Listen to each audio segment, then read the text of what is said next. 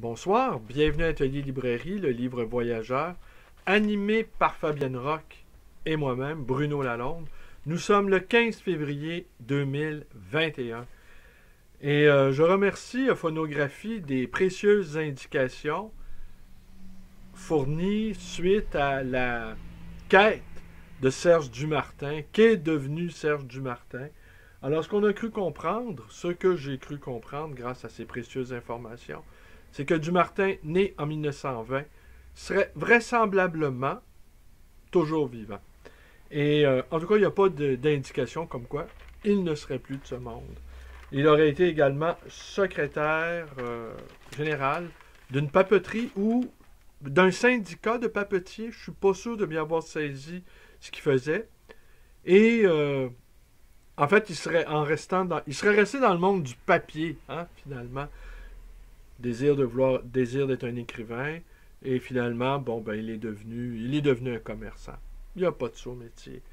Alors, ce matin, j'ai pris 2 heures de congé. Ça faisait très longtemps que je n'avais pas pris de journée de congé, malgré la pandémie, malgré le confinement. Et je suis allé faire une tournée de librairie, fidèle à mon habitude. Ça faisait drôle, après 2 mois sans bouquinage, si je peux dire. J'ai ramené quand même quelques livres. Est-ce que je vous les montre?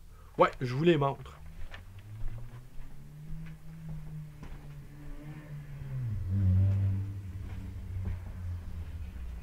Alors, ceci, Donner à penser.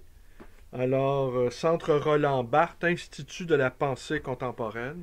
Jean Starobinski, Jean-Luc Marion, Marianne Hobson, Roger Paul-Droit, Jürgen Traban, Pascal Guignard et Giorgio Agamben. Le sujet de ce soir. Bernard Pinjot, suite dans les idées, La bonne aventure, essai sur la vraie vie, le romanesque et le roman. Et ceci, titre étonnant, Soleil et sympathie de Didier Pinault-Valenciennes, dont le sous-titre est Des livres passionnément. Alors, c'est quoi? C'est l'histoire d'un bibliophile. Alors, il nous raconte comment il est rentré en bibliophilie. C'est un curieux livre qui se lit en 1 heure ou 2, tout simplement. L'entrée en bibliophilie. Voilà. Et je vais vous montrer, tenez. Alors, il nous montre quelques-unes de ses acquisitions. Manuscrits inédits, poèmes, dédicaces, certaines dédicaces qui lui sont adressées. Et ou des manuscrits de René Char à Albert Camus, en fait, une lettre.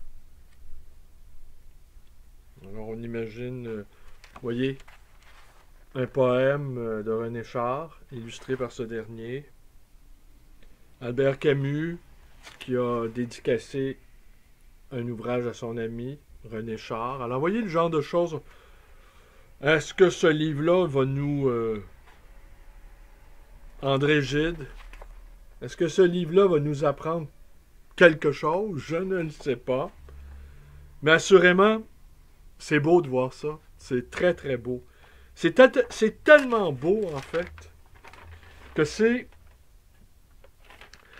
à cause de la page couverture que j'ai acheté ceci. Giorgio Agamben.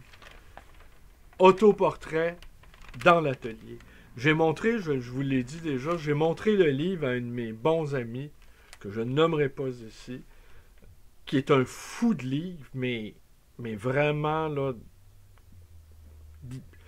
Sa bibliothèque, ça doit être quelque chose. En tout cas, j'ose pas avancer de chiffres, mais on a convenu, lui et moi, que d'ici peu, nous avions convenu de cela avant ce deuxième confinement, que j'irais chez lui, le filmer, sans doute filmer une partie de sa bibliothèque et l'interroger sur l'amour des livres. Lui, c'est ce qui lui manque le plus, dans ses confinements successifs, c'est de ne pas pouvoir aller bouquiner dans les librairies. Alors, chez mon contemporain, nous avons à peu près le même âge. Et l'année dernière, non, l'année d'avant, on s'est retrouvés dans une grande vente, une grande braderie, les amis de la bibliothèque. Et nous sommes revenus en taxi, nous avons partagé ensemble un taxi, car ni lui ni moi n'avons de voiture. Et je l'interrogeais sur, mais qu'est-ce qui nous pousse tant à vouloir toujours des livres? Et évidemment, il était incapable de me répondre à ça. Alors, c'est une sorte de désir infini, de quête qui n'en finit pas. Et je lui ai demandé, parce que c'est un professeur d'université, très érudit, je lui ai demandé ce qu'il pensait d'Agamben. Il n'en pensait pas grand bien, je dois le dire. Il trouvait que ses prises de position publiques desservaient sa pensée. Et que c'était peut-être un mélange à la fois de théologie, de philosophie hégélienne, et que pour finir, ça semblait, en tout cas à ses yeux, assez indigeste. Pour ma part, autoportrait dans l'atelier, dont je vais vous lire quelques extraits ici et là, je n'ai pas trouvé ça du tout indigeste, au contraire, c'est extrêmement lisible. Faut dire, l'ouvrage est aéré. Attendez, je vais vous montrer, regardez. Vous voyez, c'est pas beau, ça? L'ouvrage est aéré, il est agrémenté de nombreuses photos de ses amis. Mais ça, je vais y venir de comment l'ouvrage est composé. Et quel est le thème? Bon, le thème, vous avez compris, c'est les ateliers. Mais Agamben n'a jamais été propriétaire et il a loué divers appartements au cours de sa longue quête intellectuelle. Et comme tous les intellectuels, en tout cas la plupart des intellectuels qui possèdent des bibliothèques importantes, les livres sont parfois mis comme ça. Attendez, on va faire un petit... voilà, vous voyez un peu? Ils sont mis ici comme en devanture, n'est-ce pas? Et des livres, des photos, des photos de personnes qui ont été importantes dans leur parcours, des personnes partageant l'intimité, des philosophes. Bon, dans le cas de Agamben, il y a beaucoup de photos de philosophes comme ça qui apparaissent. Walter Benjamin, Martin Heidegger, je vous nomme ceux qui me viennent à l'esprit. Alors là, il s'arrête. Il s'arrête sur... attendez, je vais vous en montrer une autre photo.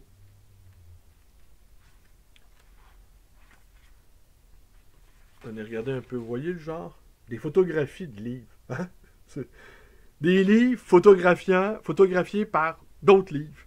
Alors, il nous fait comme ça visiter, au fond, l'habitat de sa propre pensée. Hein, pour dire ça comme ça. Et ce qui est... J'ai pris quelques notes quand même. Et ce qui est très, très intéressant, c'est que chaque entrée, si je peux dire, chaque devanture nous offre un aperçu ou un concentré ou un résumé ou en fait une ouverture, ce serait plus juste de dire, sur ce que ces penseurs-là, philosophes-là ont apporté à sa pensée.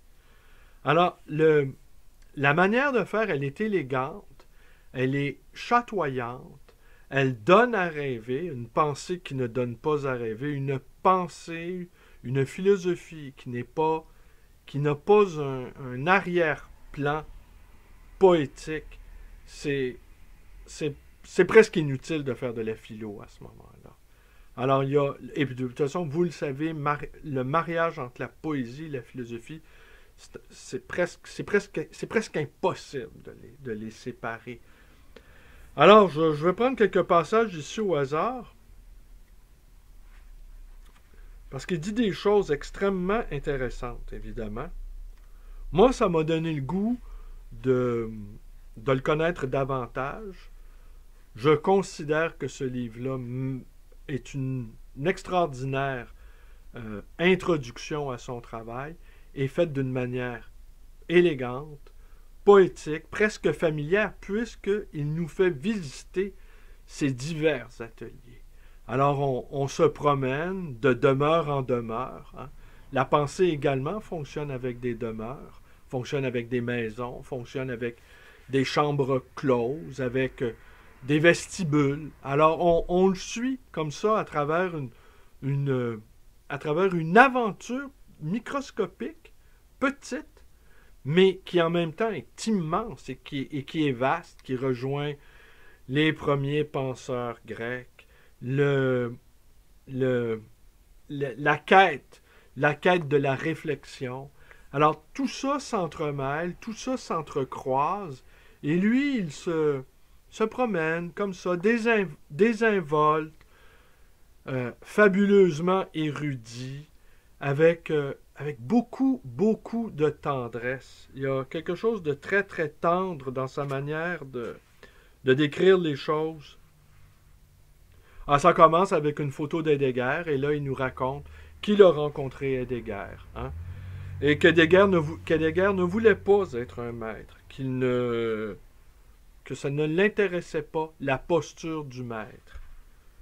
Alors, après ça, il enchaîne avec José Bergamine. Je vais vous lire les petits passages certains petits passages que j'ai soulignés,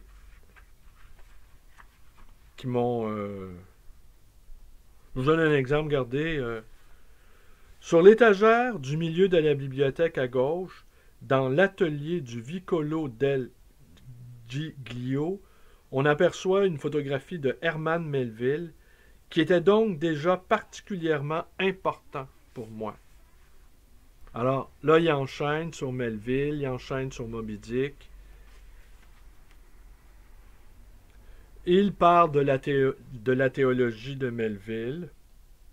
Après, il y a un enchaînement avec Guy Debord, qu'il a fréquenté pendant un bon moment.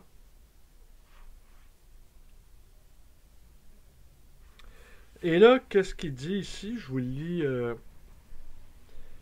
Que suis-je en train de faire dans ce livre? Est-ce que je ne risque pas, comme le dit Ginevra, de transformer mon atelier en un petit musée où je conduis les lecteurs par la main?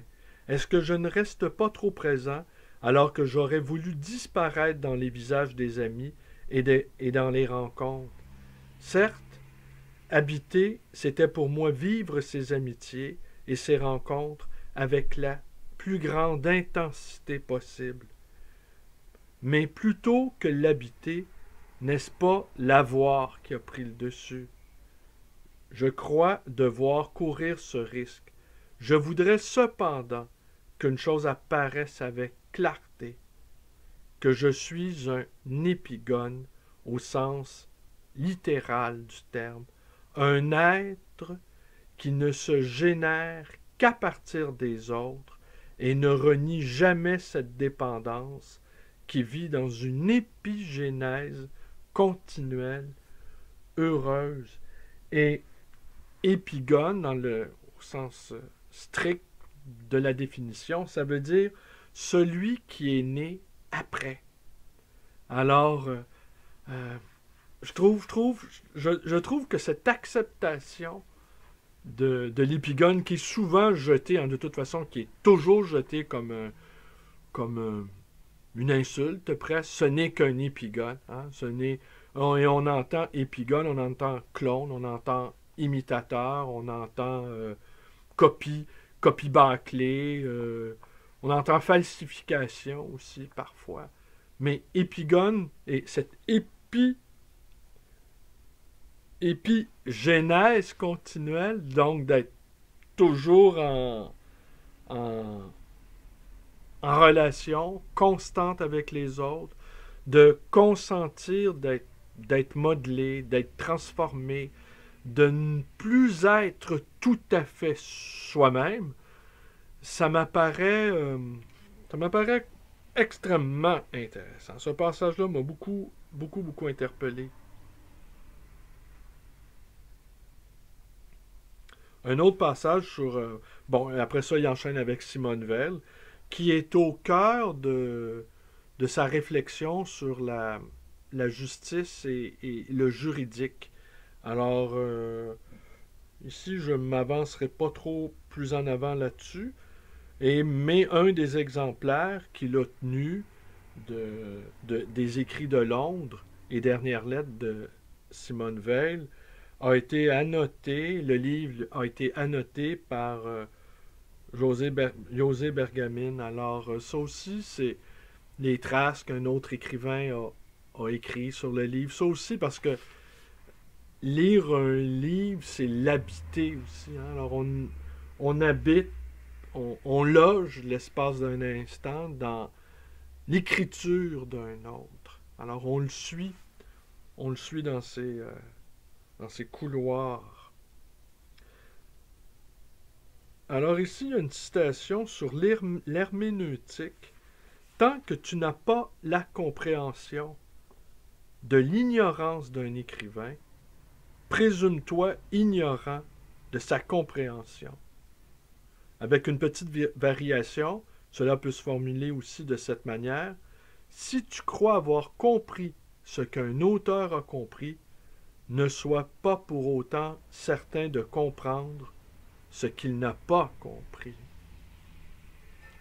Oui, vous pouvez, à la 16e minute et 20 secondes, vous pouvez revenir sur ce passage-là, parce que moi, je l'ai lu 2-3 fois pour être à peu près certain d'en avoir assimilé la substantifique moelle.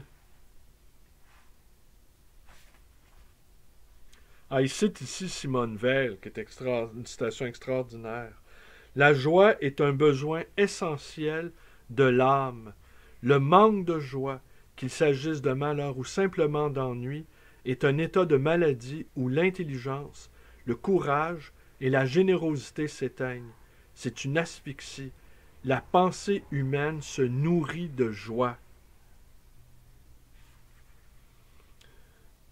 Et encore, tout ce que je désire et par son conséquent je considère comme un bien, existe, ou a existé, ou existera quelque part, car je ne peux pas inventer complètement.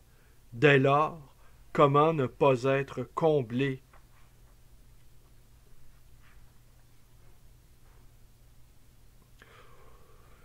Il parle aussi de Pépé. Pépé, qui est ce Pépé?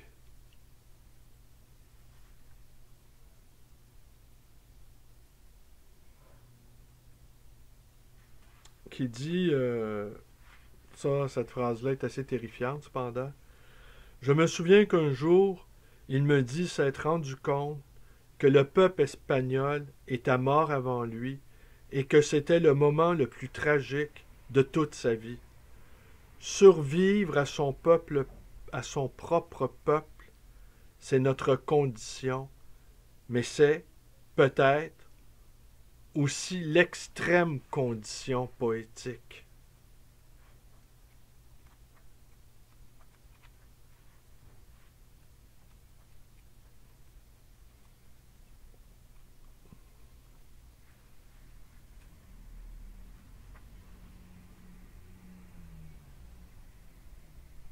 Ah oui, il y a un passage, je ne veux pas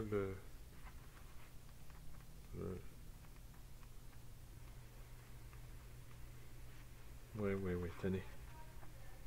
Peut-être le dernier passage que je vais vous lire pour ce soir.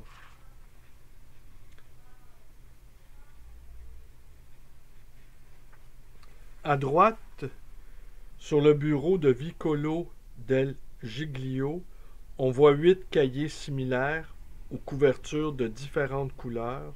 Ce sont les cahiers où je consigne des pensées, des observations, des notes de lecture, des citations, quelques rares fois aussi des rêves, des rencontres ou des événements particuliers. Ils constituent une part essentielle de mon laboratoire de recherche et ils referment souvent le premier germe ou les matériaux d'un livre à venir ou en cours d'écriture. Commencé en décembre 1979, il y en a aujourd'hui 30. et ils occupent une étagère de la bibliothèque dans l'atelier de Venise. Je me rends compte que j'en ai donné une description extérieure et que je ne saurais définir ce que sont en vérité ces cahiers qui m'apparaissent parfois comme la part la plus vivante et précieuse de ma vie et d'autres fois comme ces restes inertes. Certes, par rapport aux livres achevés, ceux-là avec leur calligraphie précipitée et brisée sont l'image la plus fidèle de la puissance, qui conserve intacte la possibilité d'être et de ne pas être, ou d'être autrement. En ce sens, ce sont eux, mes ateliers. C'est pourquoi je les préfère aux livres publiés, et j'aimerais parfois n'en avoir jamais franchi le seuil vers la rédaction finale. J'ai, à de multiples reprises, imaginé d'écrire un livre qui ne serait que le préambule ou le postlude d'un livre manquant. Les livres que j'ai publiés sont peut-être quelque chose de ce genre. Non des livres, mais des préludes ou des épilogues. Le secret d'un écrivain réside tout entier dans l'espace blanc qui sépare les cahiers du livre. Les cahiers comme forme de l'atelier et l'atelier comme essentiellement inachevé, la forme de la recherche et la forme de l'exposition, les notes et la rédaction ne sont pas opposées en un certain sens. L'œuvre achevée est, elle aussi, fragment et recherche. Comme en musique, chaque ricaard finit dans une fugue, mais la fugue est littéralement sans fin.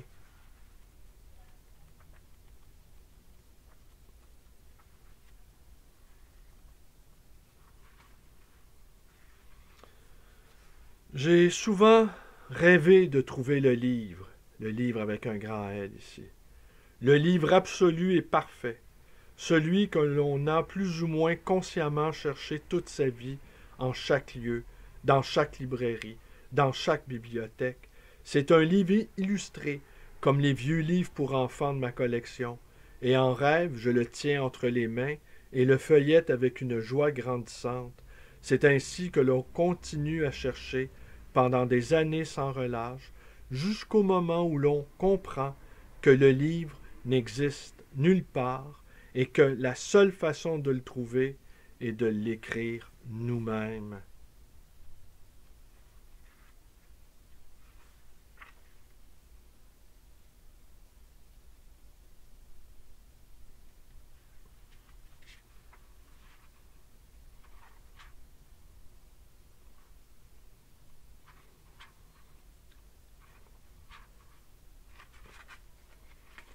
Je ne vais pas vous le lire au complet, c'est un petit livre. Alors au fond, si on comprend bien, les livres lus ne seraient que des autobiographies déguisées. Les livres que l'on expose comme ça ici, à la vue, seraient peut-être simplement des ouvertures, des images de livres. Je me faisais une dernière réflexion, qui n'a peut-être aucun rapport avec Autoportrait dans l'atelier d'Agamben. Je me faisais cette réflexion-là ce matin, m'en allant bouquiner, qu'au fond on avait appris très tôt, c'est-à-dire à l'école, d'une certaine manière, que la culture ne nous servait à rien, sinon à pas grand-chose, et que cette connaissance inutile ne nous était d'aucun secours et que même elle nous accablait, qu'elle nous lestait d'un poids d'ombre, et que c'était dans cette quête sans fin, pour finir, qu'était pas notre récompense, mais nos raisons de vivre, nos raisons d'exister.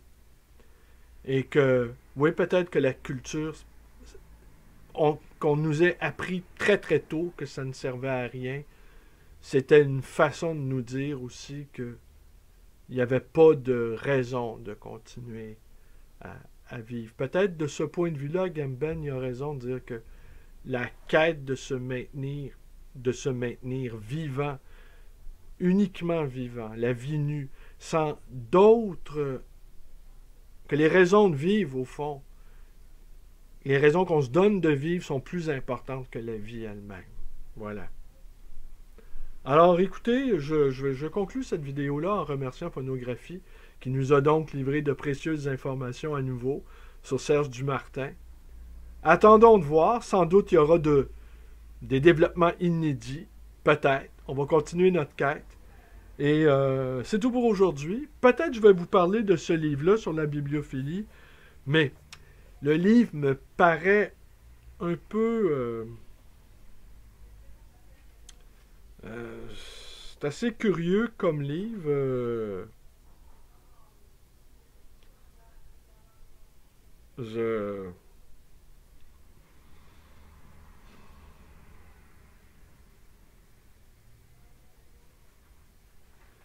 Ouais. En tout cas, j'ai pas pu résister, hein. C'est des photos de livres, des photos de dédicaces, des photos d'autographes, des photos de manuscrits, hein. Tout ça, ça nous donne à rêver. Alors, je poursuis. On ne sait pas de quoi je vais vous parler demain. Euh, Peut-être, on verra demain qu'est-ce qui me traversera par l'esprit. Marqueur, je sais que Phonographie est vraisemblablement un grand passionné de l'œuvre de Chris Marqueur. Mais c'est trop énorme, c'est trop vaste, Chris Marqueur, pour qu'on l'aborde comme ça. Remarquez, à Gamben aussi, mais avec ce petit livre qui nous donne une entrée dans son atelier, dans ses divers ateliers, dans les diverses maisons de sa pensée. Eh ben, on peut le faire, on se promène de pièce en pièce, et là on peut relier les diverses idées, les divers concepts qui ont traversé l'œuvre d'Agamben, dont j'ignorais à peu près tout, hein, à part quelques textes ici et là, dans les textes destinés au grand public, avertis, comme ils disent. Oh, on me fait signe que je dois interrompre séance tenante la vidéo. Merci beaucoup et à demain.